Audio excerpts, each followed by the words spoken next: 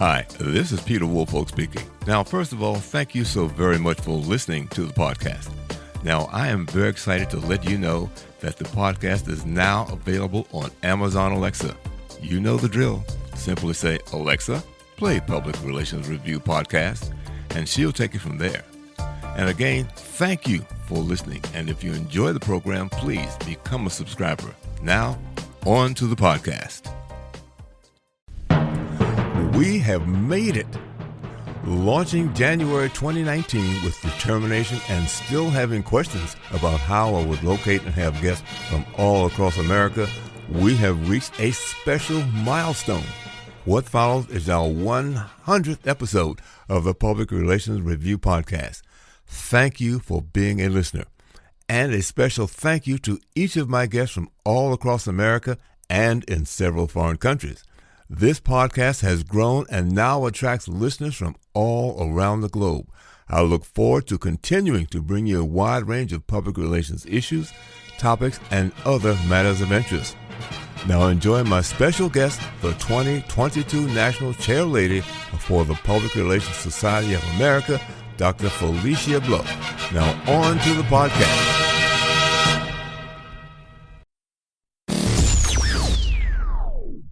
Welcome. This is the Public Relations Review Podcast, a program to discuss the many facets of public relations with seasoned professionals, educators, authors, and others. Now, here is your host, Peter Woolfolk. Welcome to the Public Relations Review Podcast and to our listeners all across America and around the world. Now, this is our very special 100th episode. This podcast launched its very first episode in January 2019. That we have reached this milestone and grown into a worldwide podcast is a testament to the quality of our guests. Our content, where we share a wide range of experiences, information, and beneficial dialogue. So thank you so very much for your continued support. Now, February is Black History Month. In addition, the Public Relations Society of America has its ongoing diversity, equity, and inclusion programs. My guest notes that we have come a long way, but there is still a long way to go. That's not only in our society and world, but in public relations. There are many measures of how the industry does not reflect the world we live in. My guest today brings proven experience and passion to her job. She is the 2022 National Chairman of the Public Relations Society of America. In its 75 years, she is just the third black person to lead PRSA and only the fifth minority. She is also a senior official at Hampton University. Joining me today from Hampton, Virginia is Dr. Felicia Blow, APR, and the current National Chair of PRSA. Thank you so very much for joining me on this special 100th podcast. Woohoo! I am so happy to be here, Peter. We're going to have a good time. I always tell people, man, we got to cut those bios down, but I'm going to be honest with you. That was on time, my brother. I love that intro, and it sets the stage wonderfully. Well, thank you so very much. So, as I said earlier, let's look at two parts here. Let's look at some of the past PR diversity accomplishments and perhaps public relations icons, and then shift into the future challenges and hurdles to increasing diversity. So, let's hear from you about the past diversity and accomplishments. Well, I first have to acknowledge the 75 years. 75 years for any organization to be around is a huge testament. It's some staying power that means what's happening has relevancy, value, and importance. But the movie, which I think from my own alma mater and where I work, the beloved Hampton University, the Black Harvard, as we call ourselves, the phrase hidden figures is so apropos for what's going on in our 75-year celebration. It's important for me first to say this. This is not an endeavor for us this year to have confetti and throw balloons up in the air. There is, certainly some happiness and joy, but it's more of an opportunity to look to the future. What do the next 25, 50, 75 years mean for our profession? How will we make sure what we do remains relevant, that we remain ethical, that we continue to lift up societies and move democracies? That's what I do every day. That's what I believe this organization does. That's what I believe we do as professionals in this space. So to that end, the hidden figures. There are going to be some people who will be so surprised that Inez Kaiser, who passed away just a few years ago, 2016, was the first African-American woman to open her own public relations firm and serve national clients. That's an immutable fact. It is true. Carter G. Woodson. This month we are celebrating, called Black History Month, started as Black History Week. And it had it not been for Carter G. Woodson, who was an American historian, journalist, and founder of the Association for the Study of African American Life and History, we wouldn't have this opportunity and conversation to share. But it goes beyond African American hidden figures. We all know about Ivy Lee, and we all know about Edward Bernays. They are critical individuals for our profession, but it doesn't diminish individuals such as Don Padilla, who started Padilla and Spears in Minneapolis, or Dr. Fernando Valverde, who for many in Puerto Rico, they consider the father of public relations. So I could go on and on and on because there's so many more names, and I don't want anybody to think I'm leaving folks out. But let me also add one more thought. Women in public relations have been an overlooked cohort.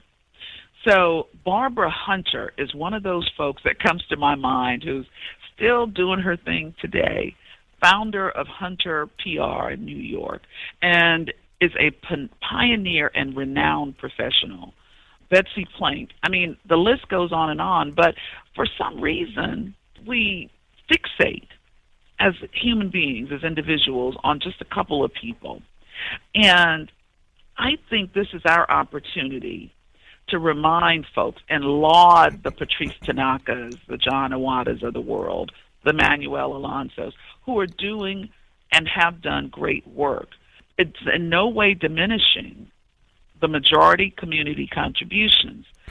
But if we don't remember and recognize our past, we're open to repeating it in the future. And this is not something we want to repeat. We want to recognize all of the notables who have contributed to the profession so that we can create even more. Who knows who the next Martin Luther King Jr. is? Or more importantly for PR, who's the next Martin Luther King Jr. speechwriter or PR representative that's yet to be born or come to the fore. So how do we begin to, and I know these programs are going on now, because I, as a matter of fact, talked to a student sometime last year on this very program about how to increase the number of particularly African-American students in public relations. So maybe we can begin by talking about some of the programs that PRSA has in place and how they go about boosting minorities in this field. Well, it's interesting you should say. One of the reasons that I know of what I speak is I studied this for a long time. I've been involved with PRSA for more than 30 years, but one of the things that I'm most proud of is when I was national co-chair for the Diversity and Inclusion Committee for PRSA. In that role, I led the creation of PRSA's first ever 3-year strategic plan on diversity and inclusion. And that plan included ways that we can seek to understand. What do I mean by that? The research we did in building that plan demonstrated that the definitions for D&I were all over the place within the organization. And we needed to make sure people understand and still do. What is it? What are we talking about when we say we need to be more inclusive? We need to be more diverse. We need to make sure there's equity in what happens. So we were intentional about trying to educate. Second thing, we needed to ensure that the leadership reflects the membership. So the plan includes tactics and strategies to help people understand and to see measurable increases in the number of diverse professionals, and all are qualified, let's go on record to say that are leading our chapters, sections, districts, and on our national board. Third thing, we need to see more conversion from our PRSA ranks, Public Relations Student Society of America, to PRSA. It continues to be an ongoing challenge. I will not sugarcoat that. We have to make our PRSA, the professional organization, appealing to PRSA students. And one thing I can tell you, PRSA is very diverse, immensely diverse, and the leadership ranks are diverse. So what we have is a conversion challenge. How do we convert when you graduate from college, that experience you had in college, to engagement in PRSA? And I don't think there are any major barriers other than education. So what does that mean? We just yesterday had a faculty advisor summit with those advisors that oversee PRSA chapters to seek to understand, to provide support, to hear what the challenges are, and to overcome them. The last thing, because I could go on and on, is this. We got to put our money where our mouth is, right? So for the 75th anniversary, I was able to engage with two major donors, PepsiCo and IPG Dextra, who invested dollars that are underwriting the membership dues for 700 individuals. 350 are current PRSA members who are from diverse backgrounds, and 350 who are graduating from college so that they can become PRSA members. That's putting your money where your mouth is. That's actionable. That's measurable. So those are just a few of the things and a whole lot more that we are trying to do in this space. Well, let me just add, because as I mentioned, sometime last year I did talk to a new PRSA member who had graduated, I think she's from Baruch in New York. But what she suggested, because she was an African-American student, she wrote an article about how to increase, perhaps from her perspective, minorities in public relations. And one of the things that she suggested right on, or two actually, was to get rid of non-paid internships, because a lot of minority students can't afford to work for free. It just does not work. And the other part of it, from her point of view, was go to some of those schools. Go to the Morehouses or Spelmans or Jackson State College, those sort of places. So from her perspective, Hampton University. And Hampton University. Okay. So, so on that note, Peter, let me say this. I work at an HBCU, and I work with the Scripps Howard School of Journalism and Communications. I work with companies that constantly say this: we can't find diverse talent. The question I ask is, where are you looking? Right. Because I have empirical data that shows you don't come to our career fairs, you are not engaging with our schools, you are not holding interview sessions or resume writing workshops with our students. So when you say we can't find diverse talent, I know it's disingenuous, because I can see in the empirical evidence that you haven't tried. And Hampton is a top 5 HBCU. Morehouse, Spelman, top 5 HBCU. Then you have Hispanic serving institutions where there are opportunities for engagement. So we have to challenge the paradigm every time it's said. Second thing, at Hampton University, I can tell you it is a rule. It is our governing rule that students cannot get credit, like internship credit, for unpaid internships. What does that mean? It discourages them from selling themselves out, because sometimes if you don't know what you don't know, right? And then it lets these companies that are trying to engage with our stellar talent know that you got to pay to play. The same way you engage with students at PWIs and other institutions, you got to do so with HBCUs and diverse students. So you're right. We got to put this out there in such a way that it's understandable. And when you, and here's my experience, Peter, when you seek to help folks understand in a way that, is meaningful and gets to true understanding, things can work out. Does this happen 100% of the time? No. But the thing that I want to express in that is we don't have to, get outside ourselves. James Brown said that in the movie Get Up. You're not going to get me outside myself. We can be decent. We can be in order. We can be collegial. But we can still be clear and direct. So that's my only little admonition when we have these opportunities.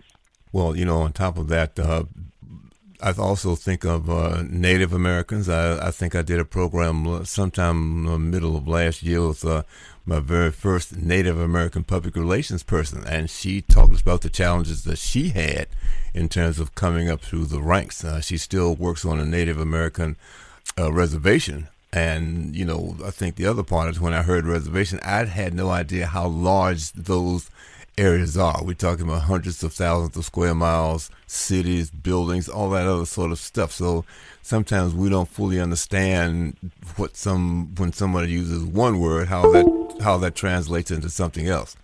So, and also Asian Americans, who are, I guess, at the short end of the stick when it comes to their population count in the public relations field. So there are a wide range of places that people can go to look for this talent. Absolutely. It's will, it's desire, and it's attitude. I said that to someone the other day, your attitude is what determines your altitude. That is something I've heard so much, but it is really true. To that end, are these organizations that say they are looking for diverse talent really interested in engaging with diverse talent? And the other thing that I would offer is PRSA. I would invite folks to go look at our website. Our definition of diversity is listed.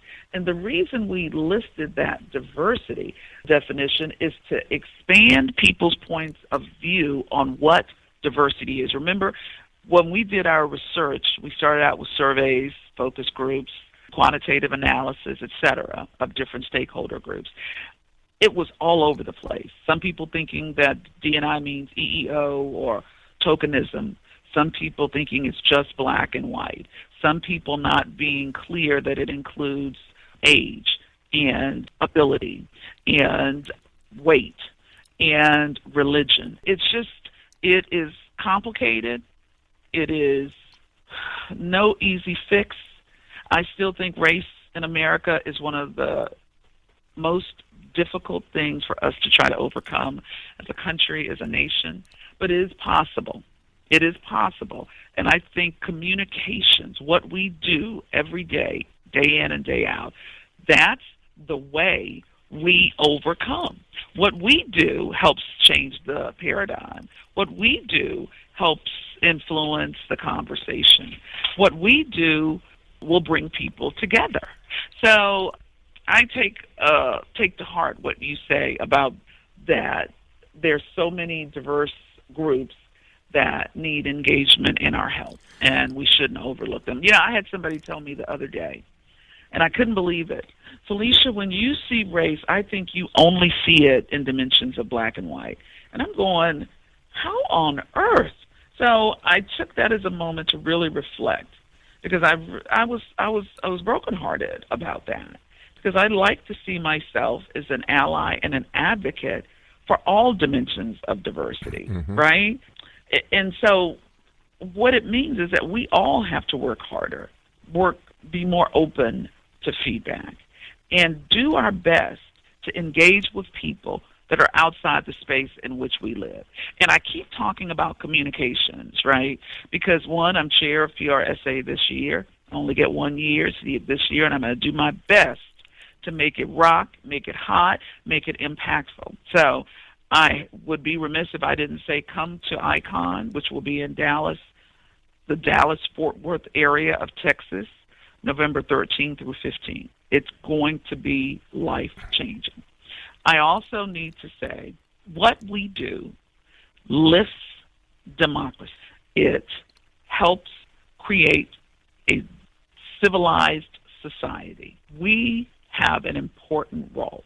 We need to embrace what we do as communicators, digital media specialists, public relations professionals, academicians, historians. We need to embrace all elements of what we do to how we fulfill that charge. Well, let me just add to when you're talking about diversity. I did a presentation to one of the chapters sometime last year about that, and there are certain areas or categories that were overlooked, and you hit them on the head. Seniors, for instance, is one of those categories that we've overlooked, and disabilities we overlook as an opportunity for diversity. I did a show several years ago about marketing to the blind. I'd stumbled upon this article again, so I called a professor up and had he and a blind person from Microsoft on it, and they talked about why they are overlooked and some of the benefits that they can bring to an organization. So I think you're absolutely right. Expanding that universe of what diversity includes could perhaps elevate their membership or enrollment. The same conversation I had with a PRSA member in Wyoming. Help me find diverse people. I said, well, let's look at your population. You've got a lot of Native Americans out there. Are you approaching them? Seniors and the disabled. So those kinds of things can help once you expand that universe. You just have to bring it to the frontal lobe. You don't know what you don't know. Mm-hmm. And not everything is because somebody is a die-hard, dyed-in-the-wool racist. Not everything's about that, right? Sometimes it's about bringing things to the fore that you just don't know what you don't know. Mm-hmm. So there are two things we did this year, January 2022, Peter. We launched 2 new affinity groups. One, and affinity groups, they're just groups where people come together, like-minded individuals or allies of like-minded these groups, to talk, to brainstorm, to problem solve, to meet and engage. So one for Black is called the Black Voices Affinity Group, and the other one is called the Hispanic Voices Affinity, Latino Hispanic Voices Affinity Group. We're what's called launching and learning, and those affinity groups will be expanded, and we're looking at Asian, LGBTQ plus, religion, in many other dimensions. Mm-hmm. So you got to do it. You just have to do the work. The other thing we put in the plan is ongoing training. Every new leader of PRSA, when you become a new president-elect, or new district chair-elect, or new section chair-elect, we have a once annual leadership training rally. Every year, there's a session on unconscious and implicit bias to help people understand that again, you can't, just because you don't know, you can't get a pass. So we're helping you to learn, which is what you did with those groups in other parts of the country. Let me ask you, you talked about working with other groups, so I'm just wondering, has PRSA reached out and embraced or established any sort of relationship with maybe a Hispanic PR group or Asian American PR group or Native American PR group? Has that happened yet? Yeah. Okay. So one of the goals in the plan is to build affiliations, to build engagement opportunities with these groups. So Neil Foote, I met with him. I met with the Hispanic Public Relations Association. I have not personally met with the Asian Public Relations Association, but I think there are huge opportunities to expand on what we've been doing. Mm-hmm. There are communities of interest.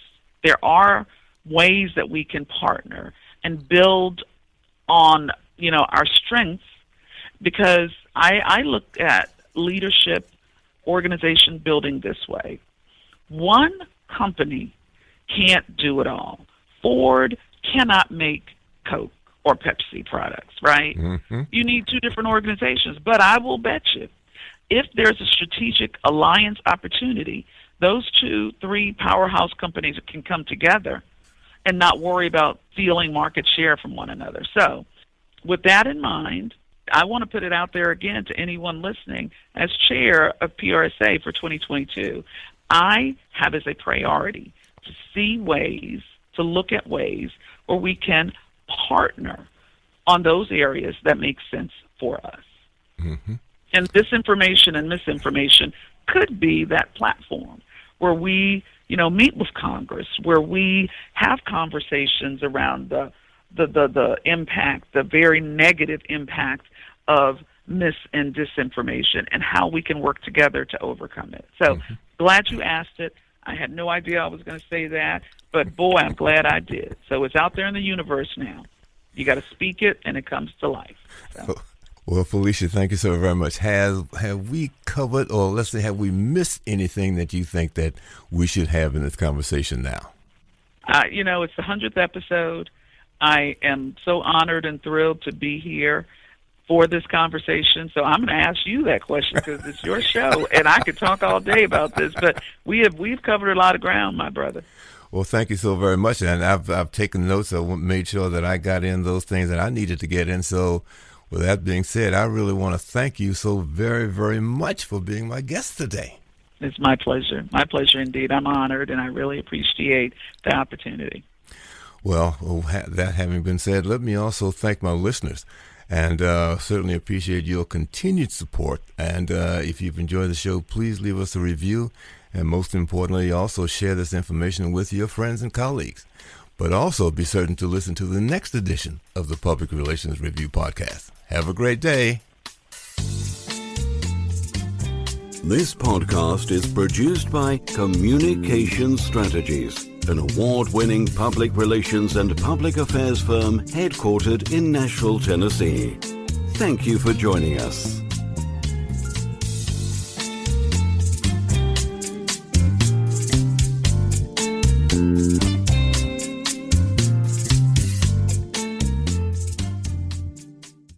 Hello, this is Peter Woolfolk. First, let me say thank you so much for being a listener. Now, I want to alert you to our shiny new podcast website located at podpage.com.